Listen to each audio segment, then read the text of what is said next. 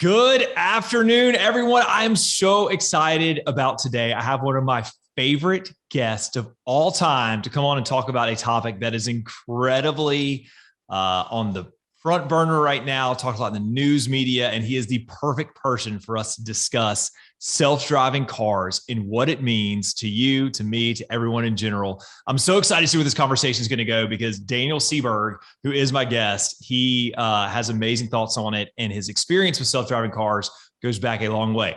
So really quick 2 seconds on Daniel Sieberg. Daniel Sieberg is a tech philosopher. He's an ex-Google exec who ran the Google News Lab.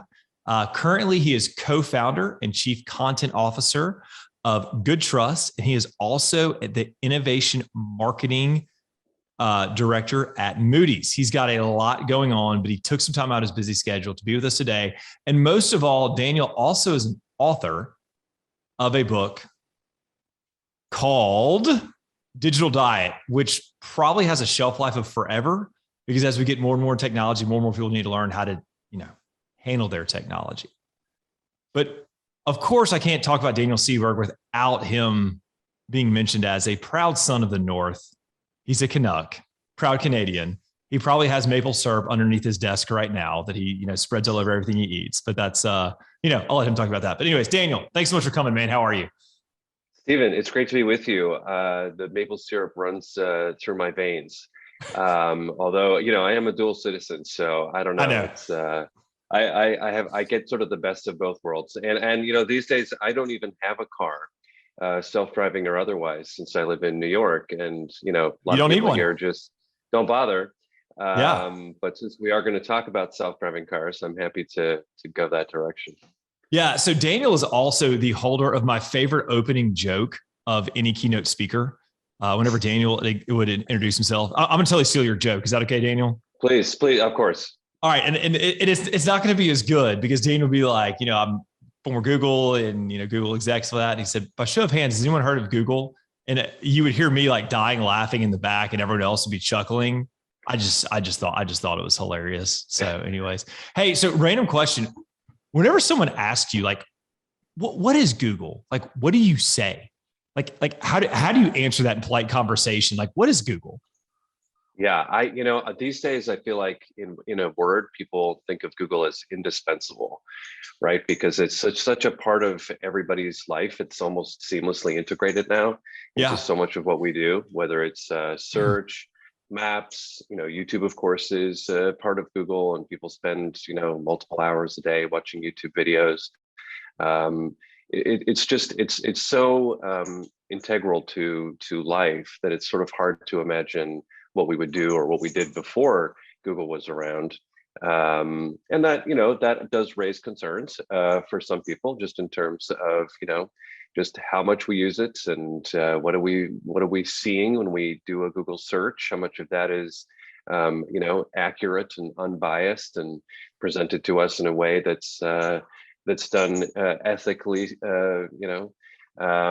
so yeah, there are lots of privacy concerns with all of this, but on the other hand, we also know the value and the utility of what Google offers. So yeah, so many things That's the thing I love about you, Daniel. Always you always take kind of two good views of things. Yeah, I'll give you the good, I'll give you the bad. So I'll give everyone kind of the reason for this. So there was an article that I saw, and I think it was in the LA Times. It basically said someone was accused of manslaughter because their car, they hit a pedestrian with their car, but the car was in the self-driving function. And so the question came up of who is liable. And Daniel and I had this conversation for, years, just about really just kind of thinking about all the ramifications as robotics and AI come in. And so I was like, Daniel, we got to do a Zoomcast. And so Daniel was like, yeah. And Daniel also wrote an amazing blog on it. It is posted on our Executive Speakers Bureau website. It's called Do Self-Driving Vehicles Need Seatbelts? So if you want to get more into that, go check that out. It's amazing. I'm going to hit some highlights of it, but I would definitely encourage you to go read it. But to start our conversation, Daniel, I'm going to take you back to 2004. Okay. Daniel was 14 at the time, I think, or 10. I can't remember. I had less gray. Let's put it that way. But anyways, Daniel was at DARPA and as a member of Google, and this was kind of his first entree into self-driving cars. So Daniel, why don't you tell our listeners kind of about that and that experience? Yeah, so I was there on behalf of CNN, and it was a story about this grand challenge. So DARPA, which is the government arm that basically invented the internet, and is responsible for a lot of different defense projects that lead to something more consumer facing. So they had been researching this whole notion of self-driving vehicles, which, for anybody who has looked at this space over the past number of decades, self-driving or autonomous vehicles seem like something really far off and science fiction. So they posed this $1 million challenge to academics across the United States, and they said, bring your vehicles, your contraptions, your experimental jalopies. I mean, they came in all different shapes and sizes. Bring them to the desert and complete this course of roughly 120 miles across the desert between Nevada and California, and receive the $1 million prize if you're the first one to cross the finish line. So there was a lot of interest from some pretty high level institutions across the country, as you can imagine. And as I mentioned, the vehicles that were brought out they looked very Mad Max. They had radar and sonar, and they were sort of tricked out, and just these extraordinary looking machines. And it was almost like a rally race. It was like a rally race in the desert. They were all set up in these kind of camps, and they had mechanics and scientists, engineers, and anyway, a lot of just attention paid to this. So CNN sent me out to cover this story. And the expectation going into it was who was going to be first, who was going to cross the finish line first, right? Sure. Who was going to and do it safely and according to the rules and kind of all of that. But that was where that's how we kind of came into the story, was to see, who would do the best, if you will, just to kind of set the scene. Yeah. So anyways, but spoiler alert, the furthest car went like 7 miles? Yeah. So it basically, there was no contest in terms of who won, because nobody got more than about 9 miles, I think, was about how far Carnegie Mellon got, or 13 miles, something like that. It's insane. It was like, it's so interesting. The DARPA people were like, hey, we're going to set the bar at 120 miles. And it's like, no one even came close, not even close to the ballpark. I didn't even get out of bed, basically. No. And then I can remember being at the start line and going live on CNN and seeing some of these vehicles either not move. I think there were about 24 entrants, something like that. Yeah. So some of them didn't go anywhere. They went backwards. They crashed into each other. Even the Carnegie Mellon vehicle, when it got as far as it did, I think caught on fire. So there was a lot of just shaking of heads and hand wringing and kind of wondering, A, if the bar was set too high, so was it just totally unrealistic, or B, was there just not enough kind of emphasis placed on the right technologies and the right stuff to have figured this out from the beginning, and that this was like a valuable exercise to test all of these theories. And it turns out that I think it was a combination of the two. By the time this challenge happened again the following year, and there was an urban one where people were asked to test these vehicles in an actual traditional setting, like a city, of course, closed off from humans, but to navigate streets and signs and so on. Over the next 2 or 3 years after that, so into like 2005, 6, 7, these vehicles could complete those courses. So it was a rapid increase in performance over a pretty short amount of time. It's really amazing that, again, the failure cycle, or the failure, I guess, how long it took going from failure to success was so short, and kind of how they cut through that. So I think embarrassment helped to propel them forward. So let me ask you this. So whenever you were watching it, CNN, was it something whenever you left there where you were like, I don't know if they're ever going to get this, or were you more, it's not a matter of if, it's a matter of when? At the time, in 2004, when I remember seeing all this happen, I thought this was, my personal feeling was, this is a long ways off. Now, I might have just been not as attuned to the engineering challenges and how quickly they could be solved. But I remember thinking to myself, and maybe even sharing with the audience that this seemed like a long ways off. Now, the engineers at the time, some of them might have said the same thing, or they might have said, "Hey, look, give us 6 months. We kind of know where we went wrong." And ultimately, they were right. Now, of course, this is all. Now we're coming up to 18 years ago that this took place. And when you think of the rapid kind of improvement from like 2004, 5, 6, 7, from going essentially nowhere to being able to navigate, an urban course and having a winner, like the first person, first one to cross the finish line and that kind of thing.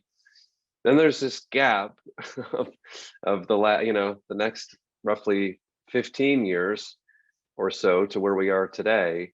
And still there are, some combination of concerns, issues, setbacks, along with plenty of interest and anticipation. So we're much further along than we were when it comes to the technology and understanding what's involved and the precision with which self-driving and autonomous vehicles can navigate any conditions. On the other hand, they're still not in the hands of people who might want to buy them, aside from what is defined as a feature. So like with a Tesla or other cars where it's not a fully autonomous vehicle, and that you just sort of, it does its thing from beginning to end. You can set it. There are, ways that you can allow that to take over, kind of like a super fancy cruise control, if you will. But it's not that. But in terms of what the public can get, it's not on the level of some of the self-driving vehicles that are being tested. So, for example, Waymo, which is part of Google, and I've seen a lot of these vehicles out on the roads. There is no steering wheel. There are no pedals. Right, they're designed completely differently because they're designed from beginning to end being a self-driving vehicle. Right. And so those are something that are still feel like a ways off. So like on the Waymo vehicles, right? Where have you seen, specifically, where have you seen them? I remember seeing them in Mountain View. There was, when I was at Google, the company notified people in Mountain View that you might see these vehicles driving around the city, and not to be alarmed because, there may not be a driver in them, but don't worry. So they, tried to keep them into neighborhoods where there, was maybe less traffic, or, not necessarily out on a highway or something like that, just to start out. And this is years ago. But now more recently, they're certainly appearing in more places and more cities, and have driven, I forget the exact number of millions of miles, and largely without any incidents at all. And in some cases where there have been crashes, it's because a human driver took over, depending on the model or the design of the vehicle that they were allowed to take over. And so and then of course, this is the whole, by the way, just to take a step back, this is the whole premise with self-driving and autonomous vehicles. Why have them in the first place? What is the sort of the reason to have them, right? What is the why behind any of this? Aside from the fact that, hey, we could do other stuff, and we don't have to drive anymore, and fatigue and all this kind of other stuff, right? It's that the theory is that human drivers are frail, and that we make mistakes, and a lot of the accidents, and particularly fatalities and injuries on the road, are caused by driver error, human error. We're distracted, whatever it is, and that to replace humans with robots with driving would actually save lives in the long run. So, and I think that's such an interesting, I feel like again, that's the crux of the argument. It's like, why do we need self-driving cars? And I think it's for some reason in preparing for this, the Jetsons kept coming up in my mind, kind of their, other world, futuristic outer space, and, the flying cars and things like that. And I definitely think that there's definitely a novelty to it. There's definitely hey, I have a self-driving car. Like, do you have a self-driving car? Like that kind of thing. I think about a colleague of mine who was able to rent a Tesla, and he videoed himself, not, look, mom, no hands kind of thing. There's definitely a novelty to it. But I think too, kind of what you said, there's a practicality of it. Do we believe that having a driving car will make it safer than if I was driving the car? But I think that, the other side of that too is, is are people going to want to give up control to a machine? Well, this is it, right? I mean, exactly. And what are the trade-offs, right? Yeah. That potentially you could do something else. So you could watch a movie, you could work on your next great novel, you could have a conversation with somebody on the phone and not worry about it, or whatever it is that you want to do while you're in a moving vehicle. I always love it how whenever There, people talk like, it's like saving time, big time save, they always go towards writing a novel. It's like, it's always yeah, like, I'm going to, like, I got time. I'm going to write a novel now. And it's yeah, just, right. it's true. Cause it's like, hey, I'm going to write the next best American novel because I've got all this time. So yeah. it's And funny. so I guess, however we all want to imagine spending our time, the time that we're in a car physically driving is limited to that one activity, more or less, right? People listen to podcasts. Mm-hmm. Maybe they listen to an audiobook, they have a conversation with somebody, but like really the list of things you can do while you're driving is pretty short. So maybe you can start using that time for other stuff. Okay, there's that. I guess if I were to kind of like future forecast out a little bit, where you think about, okay, so maybe it's not just an autonomous vehicle, but it's also an electric vehicle. So with Mm-hmm. the Tesla example, right? So you don't need to worry about stopping at a gas station necessarily, but you do need to recharge it at some point. And maybe even further down the road, so to speak, more and more autonomous vehicles or vehicles of any kind can communicate with each other. And so if you sort of have this mental model of like vehicles that know where they are in a sort of spatial coordinates way, they know where they are in relation to other vehicles, they know where they are geographically, so the roads and just how to get around and all of that. And so they can kind of get you from point A to point B. They communicate with other cars to create a bit of a buffer, and one brakes so the other one knows right away that it's braking, and so they can kind of communicate with each other, and then they can traverse longer distances maybe, and fuel up at some electric charging station along the way, so that it's kind of becomes, I don't know, more of a way to get around. You can call one up through your app, maybe Uber, whatever it is, right? You're summoning one. Maybe you can even get it to take the kids from point A to you, because you can see that there's a camera in the autonomous vehicle, and you can see that the kids are there and they're safe, and you can follow them too. So there are sort of different ways to imagine that this could be integrated into our lives. However, as you pointed out, with those instances where accidents happen and people are killed or hurt by, if not a fully autonomous vehicle, a vehicle that was operating in an autonomous way, this is where people start to pull back. This is where plaintiffs' attorneys get really excited because they have they can go after Tesla and Ford and whoever else. Oh my gosh! I mean the whole the insurance industry, the legalities of this, just like all the different ways that this could play out. I think that it is important for us all to remember that new technologies come with many different concerns. This one just happens to come with maybe more serious than others because we are talking about people's lives, as opposed to a new phone or a new computer or something like that. With vehicles, of course, we need to take it quite seriously. On the other hand, when planes started flying or whatever it is, there were more accidents, and we needed to sort of get comfortable with that. And so these things are going to happen. The reality is that a self-driving car, well, I mean, I would say that most of the cars on the road today are basically a giant smartphone, right? You take them in to get serviced, but basically they're looking at the computer under the engine, right? And so in the car itself. So cars today basically are like a giant smartphone on wheels, and so all of the coding and software that goes into that is created by human beings who have human frailties and make mistakes. And so could there be errors in the code? Could something go wrong? Could it not work according to the way we would all like it to? Yes, absolutely. And so unfortunately there will be accidents, and there will be reasons for people to pause when they think about, what does it mean to sort of unleash self-driving vehicles on the Mm-hmm. road?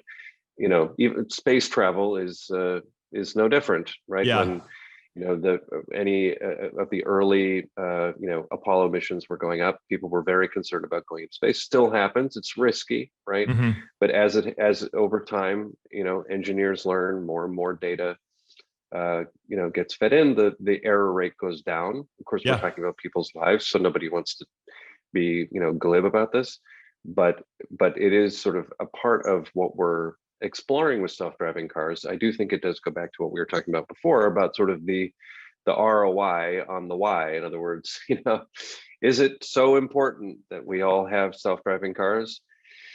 There are the reasons maybe personally that it matters to us, and then there's the safety part, which is maybe what matters to other people too, right? Because it, in theory, is taking, if you're not a great driver, it's kind of taking you out of the mix Mm-hmm. and making you safer on the road, and thereby maybe not hurting as many people.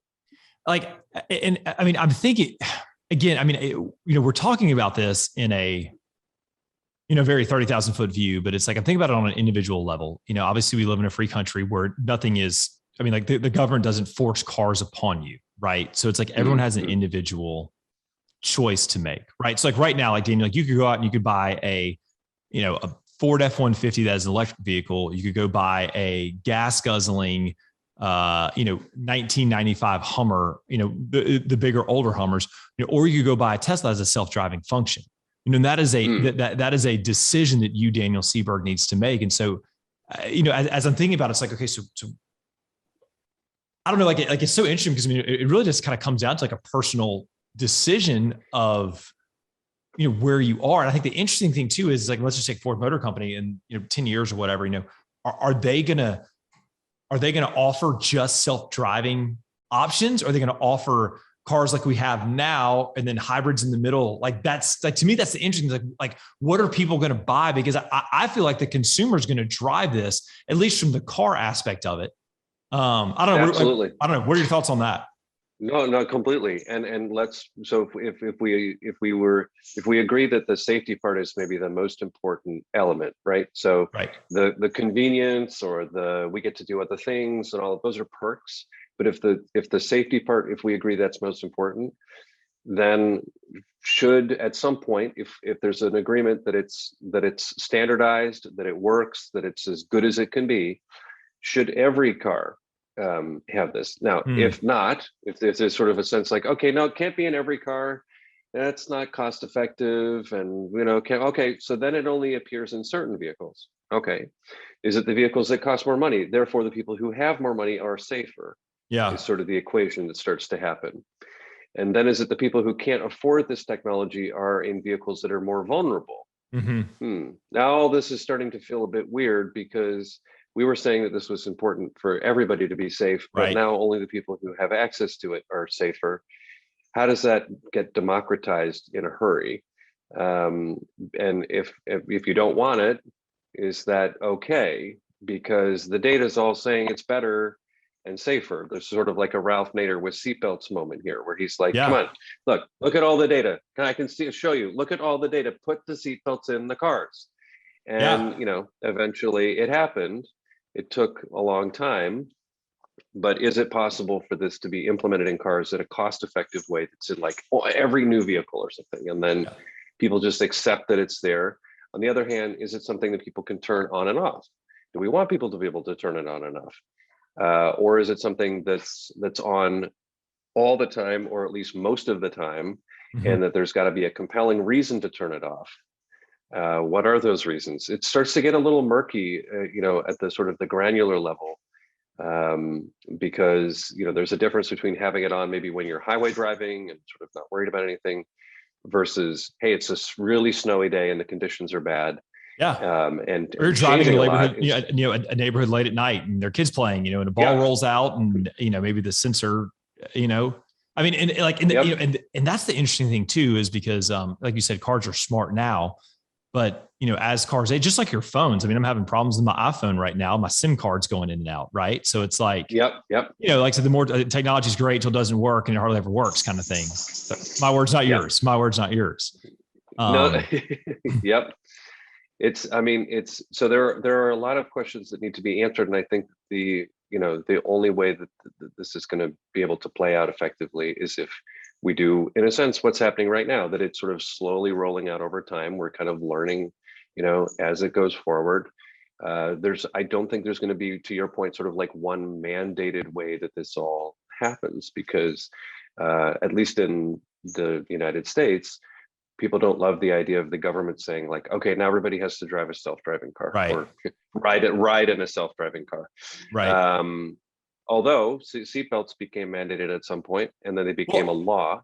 I mean, and that's an interesting model, right? Because I mean, I remember my grandfather just didn't want to wear his seatbelt, and my grandmother was on him all the time. And so it's like, it's an interesting model because it started out seatbelts were optional, and they were in all cars, and then there were actually laws that enforced, hey, if you're not wearing your seatbelt, you're gonna.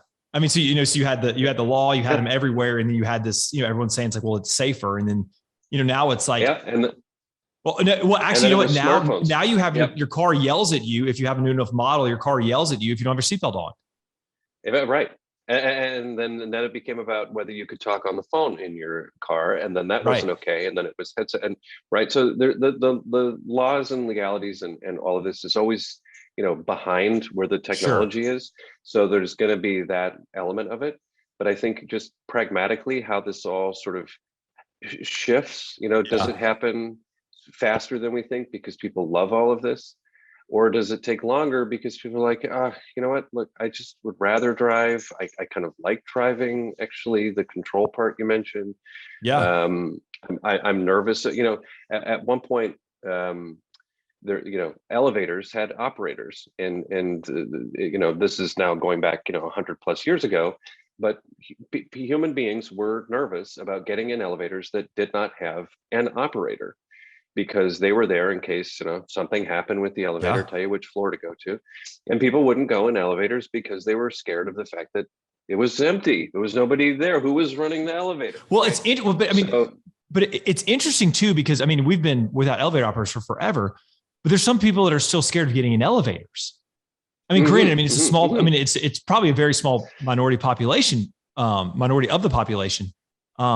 But they're still scared of getting an elevator. So it's kind of one of those things when it's like, that truly hasn't gone away. Yeah. But it's a fascinating example. Yeah. And so with a self-driving car, will we feel there's just the comfort factor of whether we'll actually, feel comfortable being in a car that drives itself. I have been in one. I was actually in one eons ago, not long after the Grand Challenge that we started talking about. And it is unsettling. I mean, there's no other way to put it. If you've grown up your whole life with somebody driving the car, and then you say, hey, slow down. Nobody there. Yeah. There is no way to feel other than this is, you're having a moment of, can you get used to it? Of course. I mean, we've all gotten used to lots of different things, but I think in the beginning, certainly it's tough to sort of wrap your head around. And if you're picking up a passenger and you're also a passenger, now you're in the car with another sort of passenger, and you're both watching the car sort of do its thing. I mean, it's an evolutionary event. I mean, this is not something that people will take sort of trivially, Yeah. So, okay. I mean, put on your hat, put on your future forecaster hat. I mean, and let's answer the question. I mean, that we started off with, like, let's say, it's going to happen. It already has happened. It will continue to happen with self-driving cars. Someone's in a self-driving car, hits a pedestrian, kills a pedestrian. Who's liable? I mean, like where do you see that playing out? Yeah, this is where, I mean, from what I have gleaned, a good, percentage of the legal experts in this would say that it's the driver or the person behind the wheel, the person in the car. There's a liability, there's an onus on that person. Depending on what happens, is there some technological issue with the car? Did something fail? This is where it's going to, sort of come down to, investigating it to this, micro level.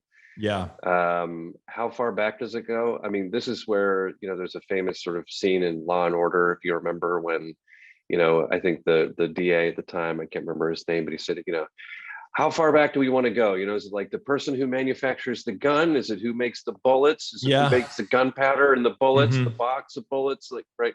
You can sort of keep tracing it back. And in this case, the car in some way is like a weapon because it's manufactured. It doesn't have somebody in theory operating it at some point. But is it about the person who sort of pulled the trigger, turned the ignition on? I don't know. If you're sitting in a vehicle and it does something you didn't want it to do, there's no intent there. But how do you prove that you didn't intend to do that in the moment? I mean, I think there could be a lot. Wouldn't there have to be but I mean, I guess wouldn't the individual have to have some kind of override function in the car, as far as like there's a steering wheel, they could push a button and take over the car. If they didn't do it, they're liable. I think they would have to. I think the question is, could they do it fast enough in a split second sort of moment, right? You could maybe override if the weather got bad, and then you sort of like take over. You're like, okay, I think it's better that I'm driving, or I just feel more comfortable driving, even if it's not necessary, so to speak. But if somebody jumps out, I wanted to read. I mean, you sent me this article. I wanted to read this. Tesla recalls 53,822 vehicles with its full self-driving feature. And one of the things that Tesla says that the full self-driving requires an attentive driver who's ready to take full control of the car at any time. Yep. And this is where, I don't know if this has happened to you, but I can say, that I remember driving through the Holland Tunnel coming from New Jersey to New York, and I looked over. I was in an Uber, so I was in the back seat, and I looked over, and there's somebody in the driver's seat, the only person in the whole car, leaned back, clearly sound asleep. Yeah. And their car was driving. Now, it's so obvious that this person was not in an attentive mode. If something had happened, they would clearly be unable to do anything about it. But it didn't seem like there was anything that the car was doing to force them to be attentive. So whether, that can be disabled, or is there some way that person is observed? Now we're getting into privacy thing, aspects. If you're like being watched while you're driving, or you attend, and then at a certain point, if you're that attentive, why not just drive the car? If you're so attentive. Well, that's the thing. Is like, if I'm being attentive driver, like just drive the car. Yeah. But then that goes back to the argument too, of like, well, does the car drive better than you? Yeah. And I guess it wouldn't though. The car wouldn't drive better, because if they need an attentive driver to kind of be this overlord, they're saying, well, ultimately the human needs to have the ultimate say so over if it's, I don't know. I don't know. And the case that you read out too, one of the reasons for this recall is that it was possible to change the settings so that the Teslas they didn't come to a complete full stop at a four-way stop. Like it was, I think we've all heard the expression, a California stop. Yeah. Right. Where you just kind of like slow down and go through the stop sign. Yeah. A rolling stop. Just a general rolling stop. Right. So you could program that in such that you didn't come to a complete stop, because how annoying to come to a complete stop when you can save an eighth of a second and just, slowly. Anyway, we all do it. Yeah. but you could set this, and then it gets into, okay, well, you set it to do that.